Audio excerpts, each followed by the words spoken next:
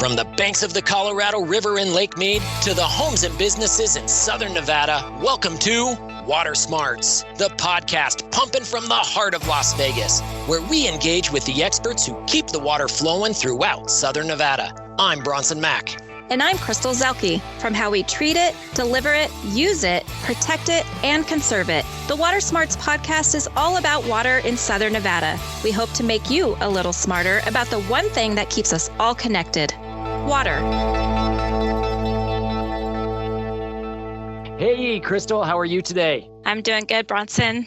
You know, we've been talking a lot about a new law that's taking effect here in Southern Nevada, AB 356, and that is targeting the replacement of useless grass. And one thing I have to say is that my kids ask all the time, or they even identify when we're walking around or we're driving throughout Las Vegas, patches of grass that don't make sense. I won't say where I live, although I think everybody knows because I have talked about it before on here, but in my area of town, there is a lot of it. And it's pretty evident, even to kids. So I think we can learn a lot from that about what that means and what we should be doing about it. Yeah, you know, when you become attuned to seeing useless grass or ornamental grass, you do begin to see it all over the valley. You know, where I see it a lot that always strikes me is outside of car dealerships. Car dealerships don't necessarily need to have grass landscaping at all. Nobody is going to the car dealership to purchase that car because they have beautiful grass landscaping. No, that's not the motivating factor.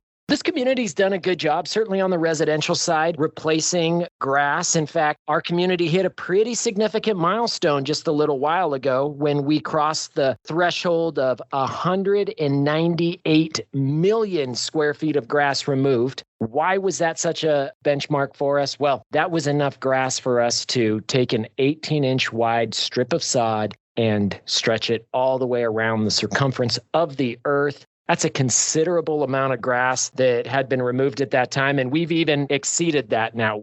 And it's great to acknowledge the successes we've seen from all of our conservation efforts, because that's Southern Nevadans doing the work. But it took us 20 years to reach that goal. And we really don't want to wait another 20 years. We need to move a little faster. We still have to take out about 200 million square feet of useless grass. We're talking about grass that exists in medians and sidewalks and in front of business complexes or in front of entryways to HOAs and communities. More commercial properties are taking note and starting to convert their landscapes to water smart landscaping. And one of those is Gatsky Commercial Real Estate. Catherine Harper is joining us today on the Water Smarts podcast. She's a property manager for Gatsky Commercial Real Estate. She had a lot to say about grass and replacing it and how it's helped her mature properties kind of just get a new, updated, fresh look. We're also going to talk to Doug Bennett. He's our conservation manager for the Water Authority. Doug, welcome back to the podcast. And Catherine, thanks for joining us today. Thank you so much. It's really good to be here. You know, it's exciting for me to be here with one of our clients because they're the ones that make it all work.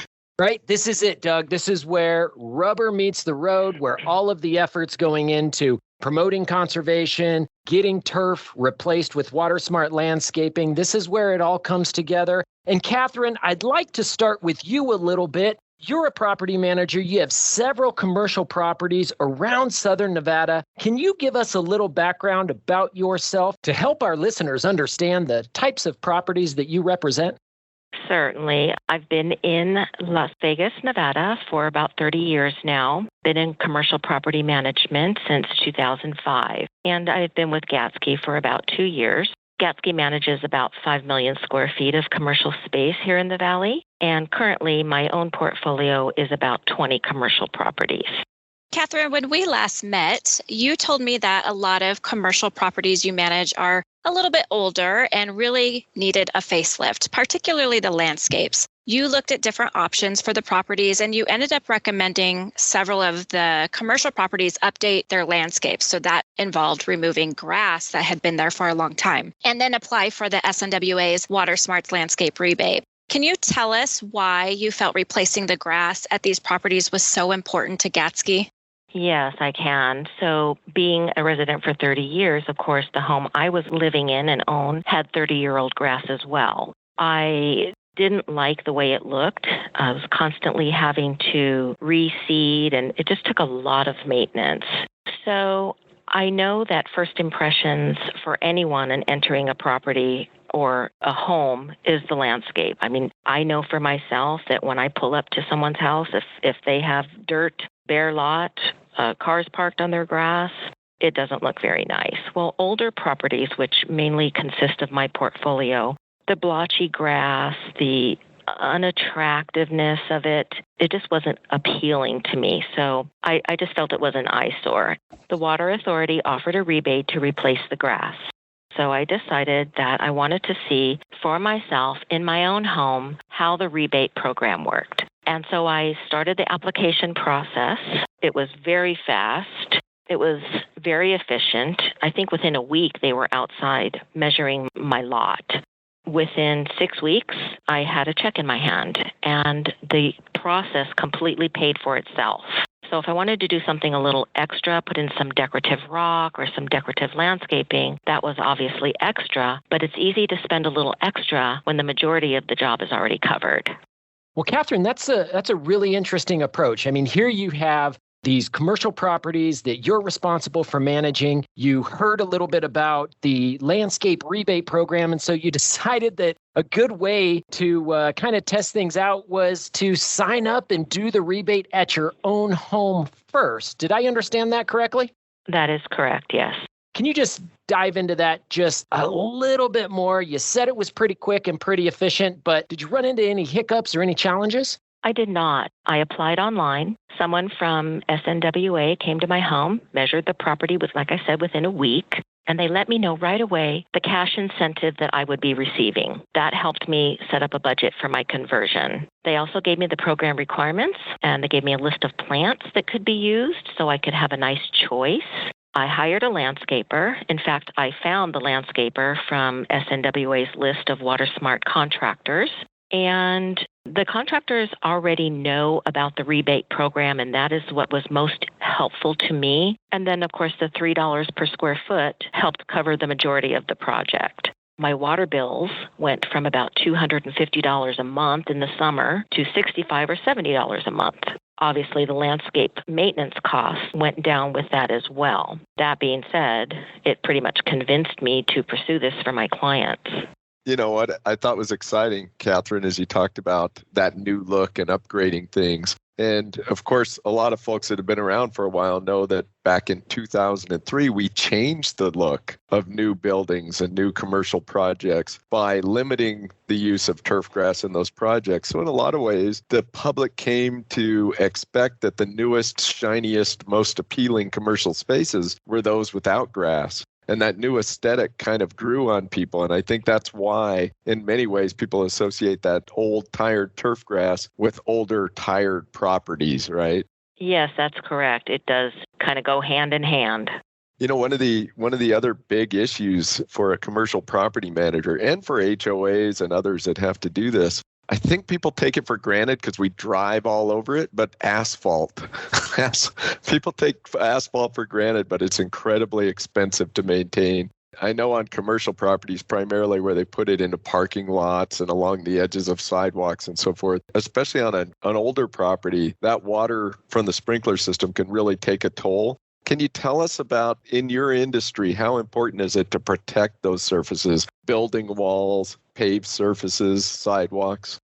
So right along with the asphalt and irrigation, that is a huge cost. So when you put in artificial grass or do a turf conversion, it saves on repair, it saves on maintenance, and it's just a win-win for everybody. Basically, all you need to do is have a landscaper come out, pick up trash, pick up some weeds, check the irrigation weekly, redisperse some rocks. So even my landscape maintenance contracts went from $500 a month to $250 a month. I cut them in half. So you were able to not only realize a pretty significant savings at home through your conversion, but also through your properties for Gatsky. How many properties do you have in all? And I would just imagine that doing several properties over time resulted in a good savings. Yes, it did. I have 19 in my portfolio right now. Not all of them are owned by the same owner. Some of them own 2 or 3 properties. Everybody has been on board. In fact, I just recently signed up another property for a much larger conversion. one of my biggest yet. And she is totally on board. Everything's dated and old. The pipes are old. The backflows are old. The sidewalks are old. The asphalt is old. Everything's old. So once you start picking away at those items one by one, the savings is really significant. And that savings is a pretty good motivator for your clients then to go ahead and commit to doing a landscape conversion and obviously doing some other upgrades at the property as well. Is that correct, Catherine? Yeah, and it makes my job easier too because I'm not constantly having to send somebody out to replace the irrigation lines. It's a win-win for everybody. Wow, so making that investment up front, updating the irrigation system, updating the landscaping, taking those kinds of steps on the front end is saving you time, it's saving you maintenance cost, it's saving you resources in the long run then is really what we're hearing. Yes, all the way around.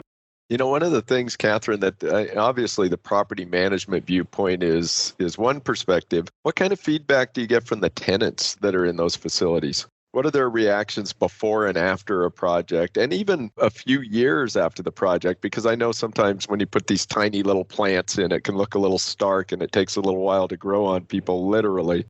Well, what I'm hearing at this point for common area maintenance costs going down is a big win-win for everybody as well. Nobody likes to pay 60, 70, 80 cents a square foot for common area maintenance.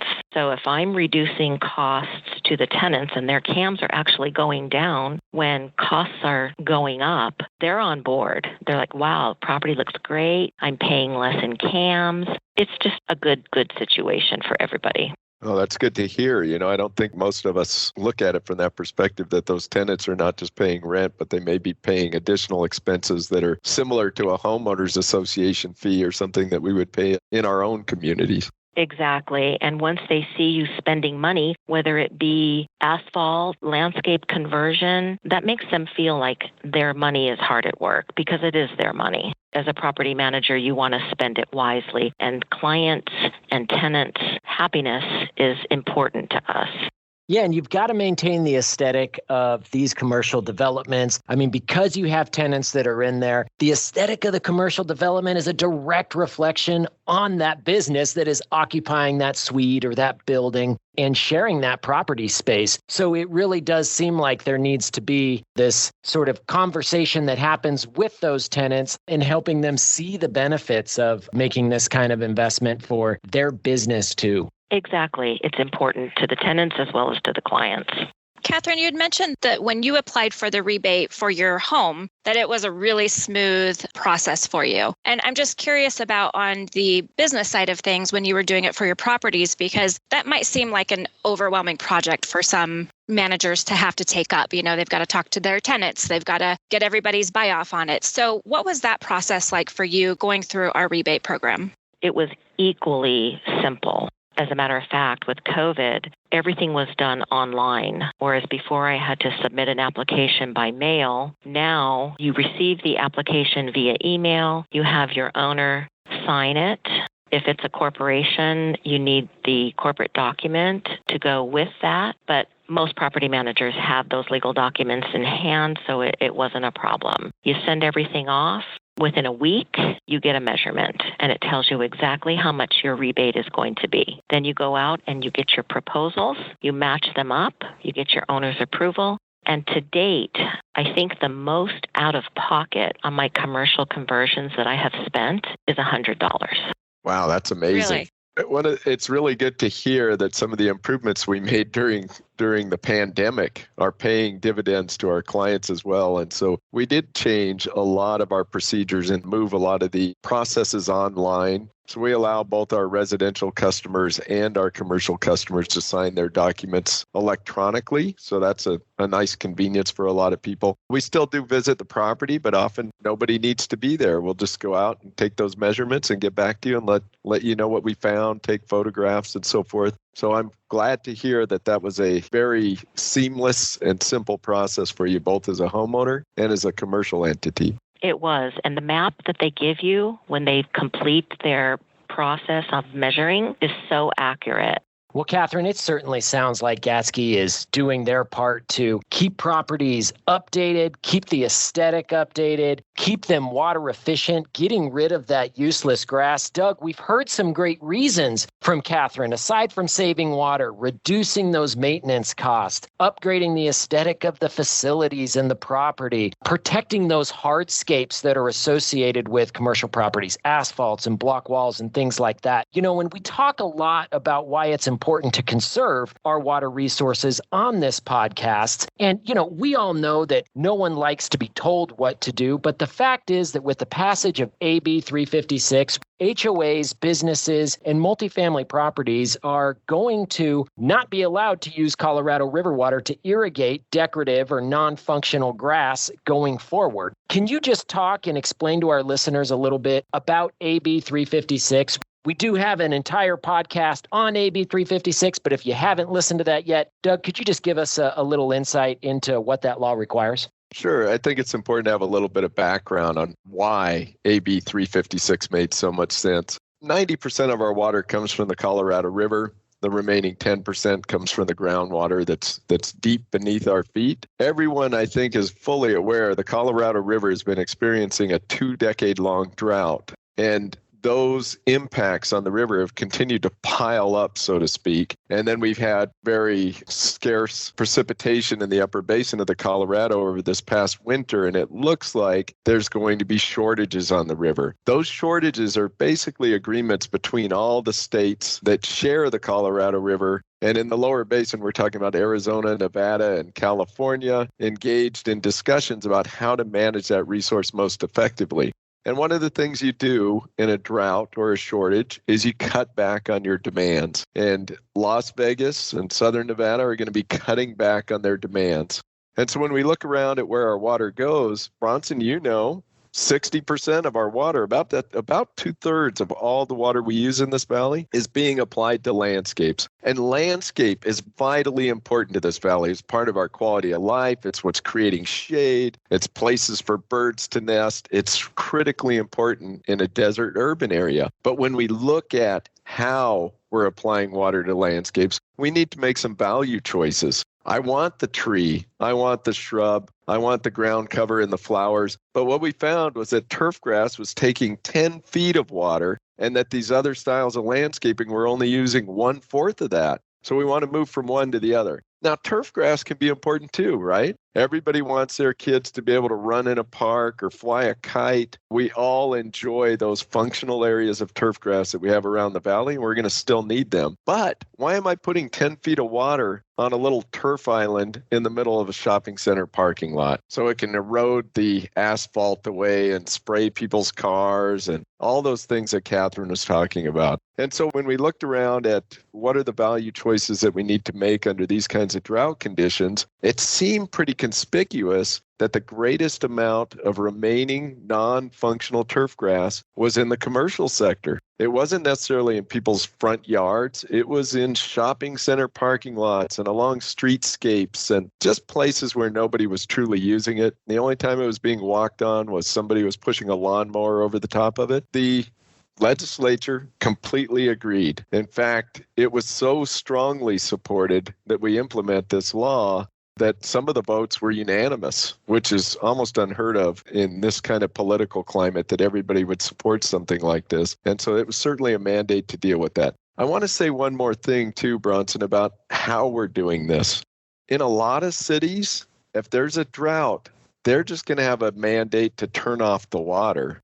In other stages of this drought, in the Denver region, they told people no outdoor watering. And literally, people's landscapes just dried up and died.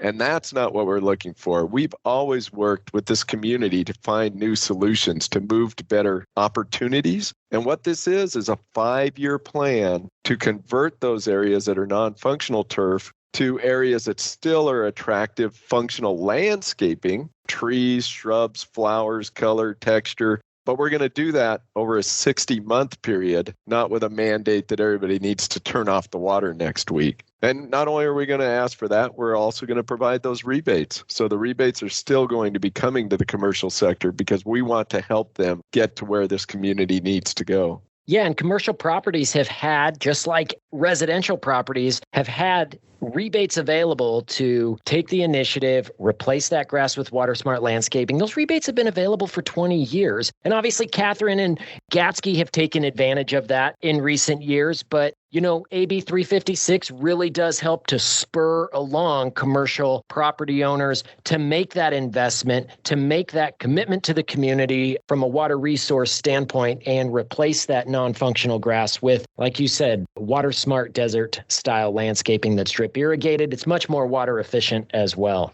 Right. You know what? Catherine is a great example of somebody that's working locally that understands our issues. And one of the challenges we've had in the commercial sector is that some of these facilities are owned by people, sometimes in other nations. Sometimes we're sending the bills and the information to states on the East Coast, and they're being opened by an accounting department, you know, that there's no real understanding of what we're trying to accomplish. And that's why it's so important to have people like Catherine that are working close to home and communicating with the property owners they work for about how important this is, what the opportunities and programs are, and how this can be a win-win, water conservation and financial savings, updates to the property, tenant happiness, all those things that are being lost and trying to communicate over long distances.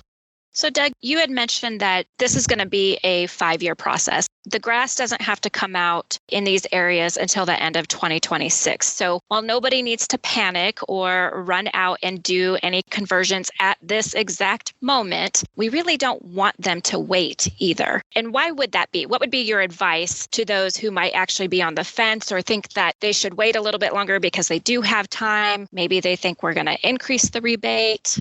Yeah, there's no plan to increase the rebate at this time. And so you're going to get as much money now as you would ever be able to get over this 5-year plan.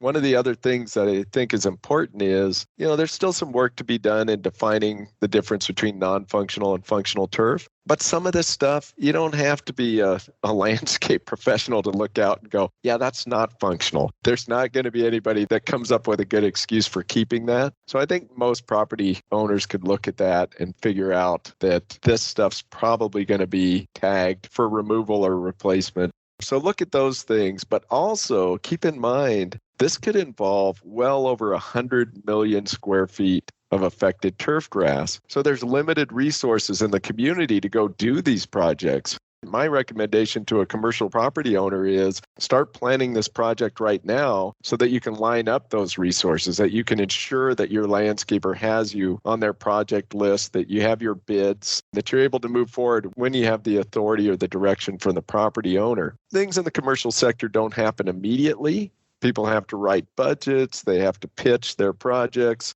Catherine's success of having almost no money out of pocket on her projects makes it easy for her customers to say, yeah, let's do this. And that's true for most of our customers, but many of them also have to budget. It may take them a year to get underway. Don't wait. Get things moving. Identify those areas that you're pretty certain are going to be subject to AB 356. Start your project now. The water authority is another potential challenge, right? Because we have to come out and document these areas and handle the payment. We're ramping up our manpower here significantly. 5 or 6 times as many people will be coming into our program to try and meet these needs. So again, you don't want to be ready to go and then find out that you have to wait on the water authority because we're backlogged with clients. I think this is definitely a case where the early bird gets the worm.